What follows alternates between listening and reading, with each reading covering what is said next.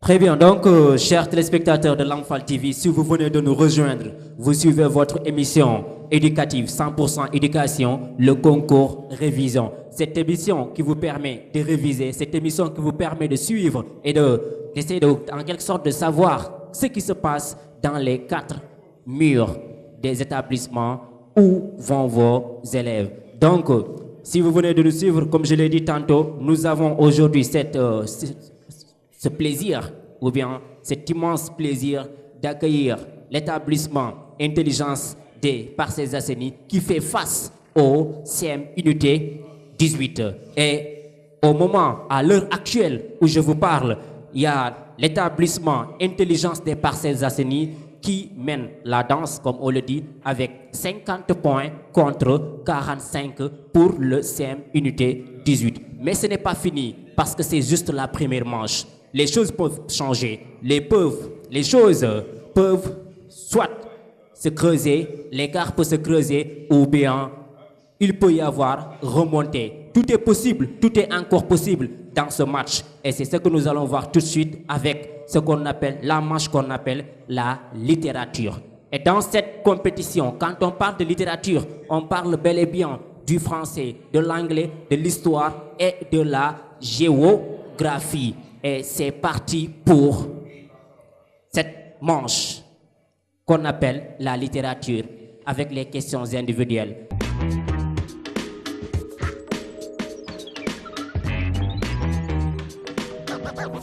Première question. Écoutez la phrase suivante, puis épelez le mot 20. Écoutez la phrase suivante, puis épelez le mot 20. 20. Donnez son homonyme, puis employez-le. Employez son homonyme dans une phrase. Je répète la consigne. Écoutez bien la phrase, puis épelez le mot 20.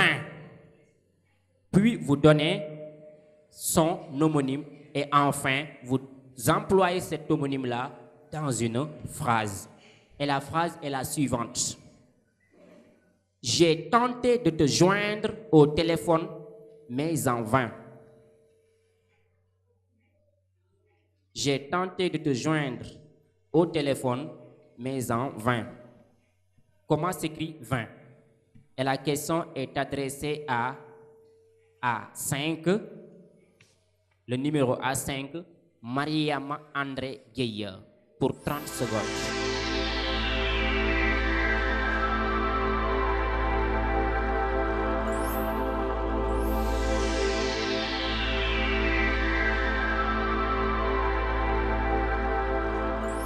C'est fini. 20 s'écrit V-I-N-T. Son homonyme? 20. Oui. V-I-N. V-I-N. Employez-le dans une phrase.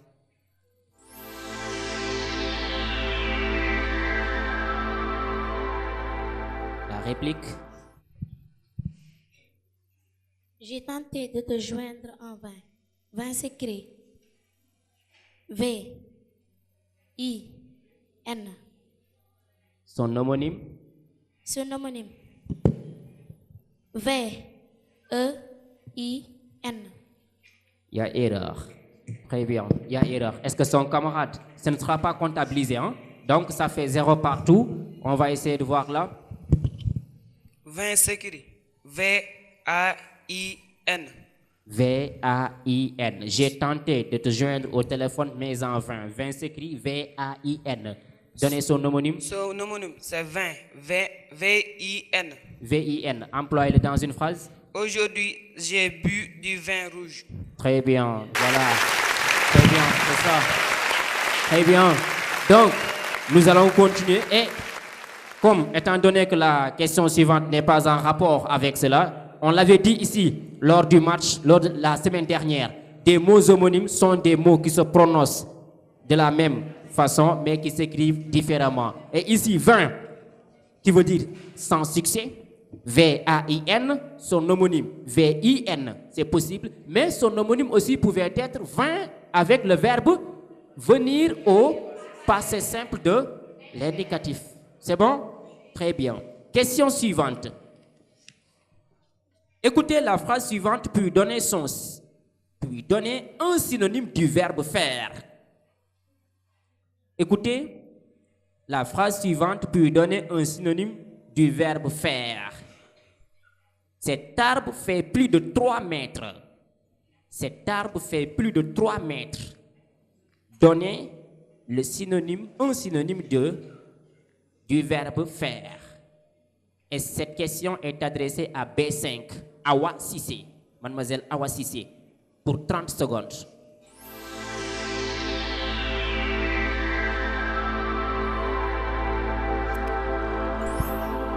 Synonyme du verbe faire dans cette phrase. Long. Long. Il y a erreur. La réplique.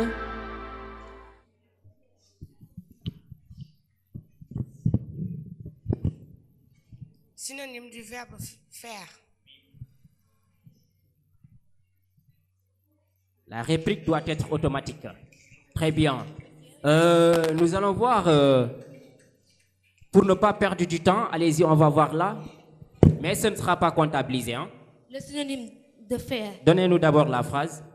Cet arbre fait plus de 3 mètres. Oui. Le synonyme de faire dans cette phrase, mesure. Mesure. Cet arbre mesure de plus de 3 mètres. Très bonne réponse. C'est mesure. Là, c'est mesure. Qu'est-ce que c'est? Qu'est-ce qu'on appelle des mots synonymes? Des mots synonymes, on laisse Madame Kend nous donner un peu une idée, ou bien M. Nias, à vous de voir. Deux mots synonymes, c'est deux mots qui signifient à peu près la même chose, mais qui ne s'écrivent pas de la même manière. Parce que là-bas, on avait faire et là, on a mesuré. Donc, ça signifie à peu près la même chose, mais quand même leur écriture diffère. Merci beaucoup. Des applaudissements, s'il vous plaît, pour Madame Kend. Voilà. Et aussi une petite je vais voir, précisons, merci. Aussi, quand on vous demande de donner des mots, un mot synonyme, à chaque fois, il faut trouver un mot de la même nature grammaticale. Ici, mesure.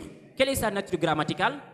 C'est un verbe. Donc, il faut donner un autre verbe. Si mesure était à l'infinitif, donnez un autre verbe à l'infinitif. S'il était conjugué, donnez-le aussi au même temps que le verbe qu'on vous demande de donner son synonyme. Maintenant, la question suivante. La question numéro 3.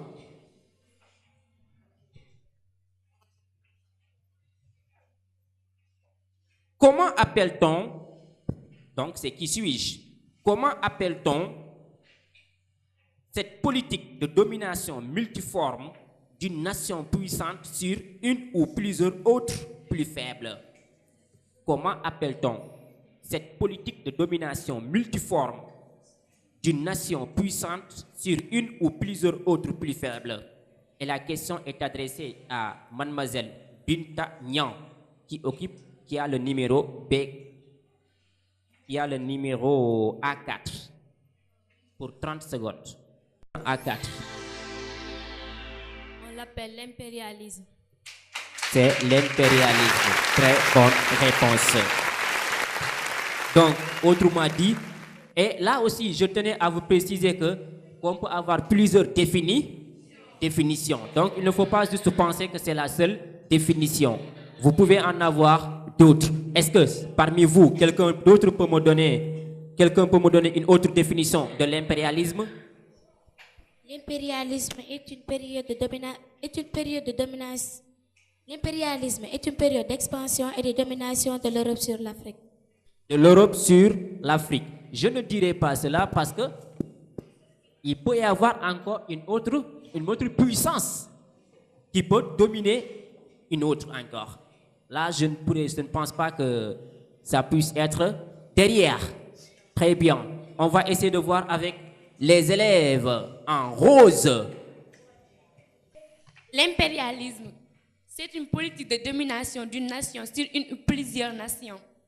Très bien, donc ça revient conforter ce qu'on vient de dire. Très bien, nous allons continuer. Maintenant, la question suivante. On vous demande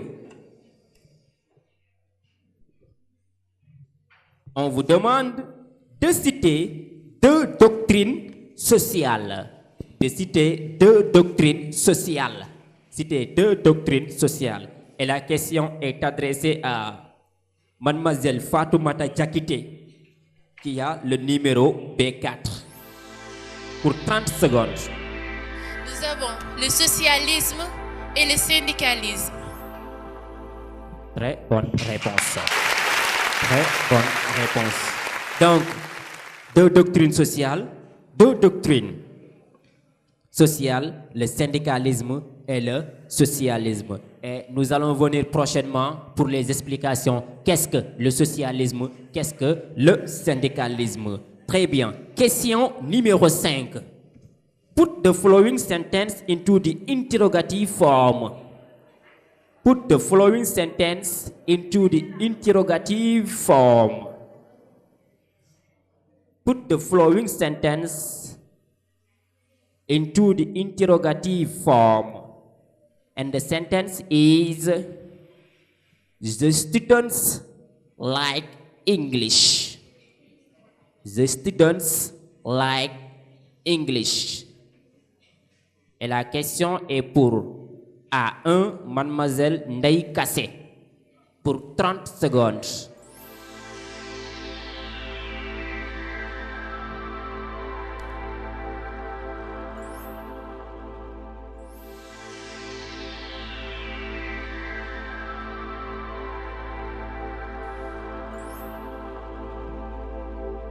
C'est bon? Allez-y.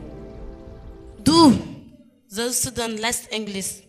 Do the student Less English. like Life English. last or like? Les J'ai membres dit du like. jury. C'est mal prononcé. Donc, incorrect answer. La réplique. La réplique. Do the students likes English? Lies English. C'est mal prononcé. Oui, on prend là. C'est do the students like English? Like English. It's correct answer. Des applaudissements s'il vous plaît pour elle. Voilà. Donc quand c'est clair, c'est clair. Il n'y a pas à discuter. Mais quand ce n'est pas clair, on ne valide pas. On vous dit, regardez bien, on vous dit connaissance, intelligence et pertinence. Dans la pertinence, il y a aussi ce qu'on appelle la prononciation claire. C'est bon? On continue. Turn the following sentence into the negative form. Turn the following sentence into the negative form. And the sentence is, yesterday they went to the swimming pool. Yesterday they went to the swimming pool. And the question is for Muhammadu Falilou Mbach. Pour 30 secondes.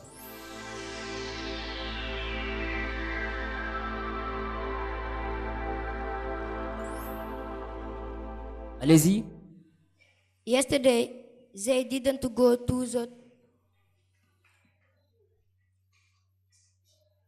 To the swimming pool. Yesterday, they didn't go to the swimming pool. To the swimming pool. Correct answer. Donc, nous allons passer aux explications. Et là, le plus important, c'était la transformation. C'est pourquoi on vous a donné la suite de la phrase. Il faut aussi comprendre cela. Donc, on prend la première phrase. Qu'est-ce qu'on avait dit? Pour la première phrase, on avait dit put the following sentence into the interrogative form. And the sentence was, the students like English.